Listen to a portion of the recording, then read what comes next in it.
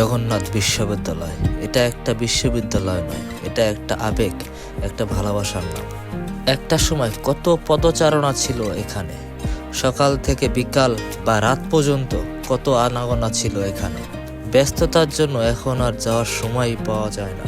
খুবই অপরিচিত লাগছে আমাদের এই ক্যাম্পাসটা। অনেকদিন পর যাওয়াতে এটাই মনে হচ্ছে এখন।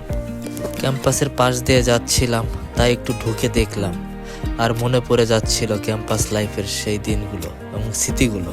আর মনে মনে ভাবতেছিলাম কখনোই ফিরে আসবে না সেই দিনগুলো। জবের ক্যাম্পাসটা অনেক ছোট, কিন্তু আবেগটা অনেক বড়। আগামী 30 তারিখ যকসু নির্বাচন, সেই উপলক্ষে ক্যাম্পাসে জনসমাগম অনেক, চলছে প্রচারণা, আবার কোথাও কোথাও চলছে বারবিকিউ পার্টি। এখানে অনেক শিক্ষার্থীরা র্যাকেট খেলতেছে, শীতের আমাজে র্যাকেট ছেলেমেয়েরা একসাথে মিলে খেলতেছে। জবিতে এই প্রথমবার যকসু নির্বাচন হচ্ছে, সকলের ভিতর আনন্দ ও আমেজটা অনেক বেশি কাজ করছে, দেখে অনেক ভালো লাগলো। ক্যাম্পাসের ভিতর ঢুকেই দেখা হয়ে গেল অরূপ দাদার সাথে। অনেক দিন পর দেখা দাদার সাথে।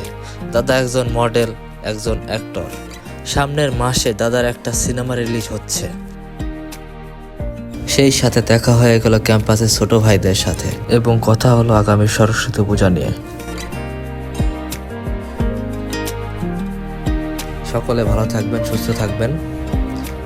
দেখা হচ্ছে অন্য কোনো ভিডিওতে। ধন্যবাদ।